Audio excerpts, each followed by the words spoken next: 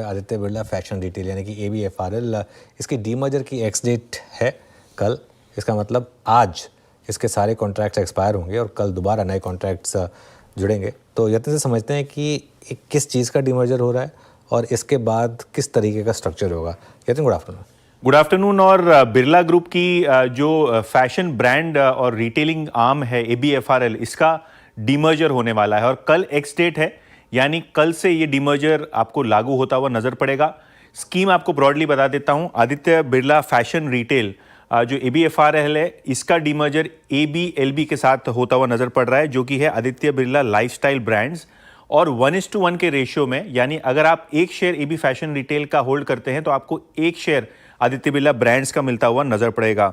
Obviously अगर हम डीमर्ज्ड entity की बात करें तो ABFRL का जो बिजनेस है वो एज इट इज रहेगा। जो बिजनेस बाहर जा रहा है आदित्य बिरला लाइफस्टाइल के अंदर, उसके ऊपर बात कर लेते हैं, जिसके अंदर ब्रांड्स हैं। कौन सी ब्रांड्स हैं?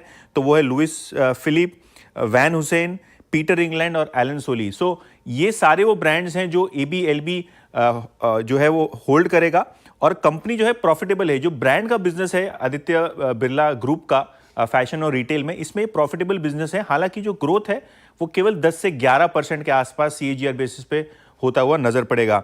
वैल्यूएशन की बात करें तो जो ABLB है, क्योंकि ये प्रॉफिटेबल बिजनेस है, यहाँ कैश फ्लोज काफी अच्छे हैं, तो जेफरीज के हिसाब से यहाँ 215 रुपए के आसपास की वैल्यूएशन रहनी चाहिए। इसका मतलब ये है कल जब ये डीमर्ज होता है तो लगभग 65% जो वैल्यूएशन है वो ABLB के अंदर जाता हुआ आपको नजर पड़ेगा। तो ब्रॉडली अगर 270 का भाव है तो इसके अंदर बचे हुए जो 270 माइनस 90 रुपीज के आसपास, यानी जो 160 रुपए का कारोबार है, वो इसके अंदर आता हुआ नजर पड़ेगा। अच्छा, अब ABFRL की बात करते हैं जो लिस्टेड रहेगा। ABFRL के अंदर क्या रहेगा? तो पैंटलून रिटेल, जो आप स्टोर्स देखते हैं, वो स्टोर्स का कारोबार इसके अंदर है नंबर 1। TCNS, तस्वा, लग्जरी रिटेल, जो एथनिक वेयर का कारोबार है, वो सब ये ABFRL जो बची हुई एंटिटी है इसमें रहेगा और ये लिस्टेड रहेगी। जो डीमर्जर के शेयर है वो आपको फिर से मिलेंगे, जिसको 6 महीने टिपिकली लगते हैं लिस्ट होने के लिए। और इसकी वैल्यूएशन क्या है? 100 रुपये SOTP के अंदर, यानी 1/3 वैल्यूएशन जो है वो 90 रुपये का वो यहाँ ABFRL के अंदर बचा हुआ रहेगा। तो जब कल X होगा तो शायद जो डिस्कवर्ड प्राइस होगा वो 90 से 100 रुपये के आसपास होता हुआ नजर पड़ सकता है।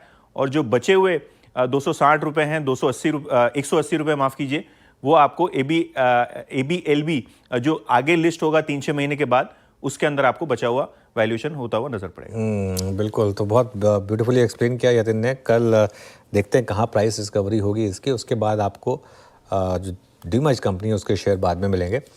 नीरज जी, क्या व्यू रहेगा आपका आदित्य बिरला फैशन में? एक ऐसा स्टॉक जिसमें बहुत लोगों ने बहुत उम्मीदें लगाई थी लेकिन काफ़ी अंडर परफॉर्म किया है इसने, अगर आप इसको कंपेयर करें फॉर एग्जांपल ट्रेंड के साथ। यहाँ पर क्या व्यू है आपका? एक्चुअली आपने ठीक कहा, ये बहुत डिसअपॉइंट कर चुका है स्टॉक। तो आई थिंक ये एक मैनेजमेंट की कोशिश है कि एक वैल्यू क्रिएशन इस स्टॉक में की जाए, बिकॉज ब्रांडेड बिजनेस को बेटर वैल्यू मिल सकती है। तो ये देखना, आगे देखते हैं कि कैसा रहता है और सेपरेट बैलेंस शीट इनकी कैसे रहती हैं। तो अभी तक तो परफॉर्मेंस, वेदर नंबर्स को रहे या स्टॉक्स को रहे, जिससे इसमें इन्वेस्ट किया लास्ट 3-4-5 साल में, कोई खास रिटर्न नहीं मिली है। इसके अलावा इवन कई छोटे स्टॉक्स हैं, सियाराम, सिल्क है, अरविंद है, उन लोगों ने अच्छी रिटर्न दे दी है सामने, इसके सामने। तो मुझे लगता है कि अभी भी कोई इसमें इमीडिएटली कोई एक्शन लेने की जरूरत नहीं है। आई थिंक इसको स्प्लिट होने देते हैं, नया वाला शेयर ब्रांडेड वाला लिस्ट होने देते हैं, तब देखेंगे बैलेंस शीट कैसी है इसकी और किस तरह की आगे क्वार्टरली रिजल्ट्स आते हैं। आई थिंक ऑलरेडी काफी डिसअपॉइंटमेंट हो चुके हैं इससे, तो थोड़ा वेट करके इन्वेस्टमेंट करेंगे। ओके।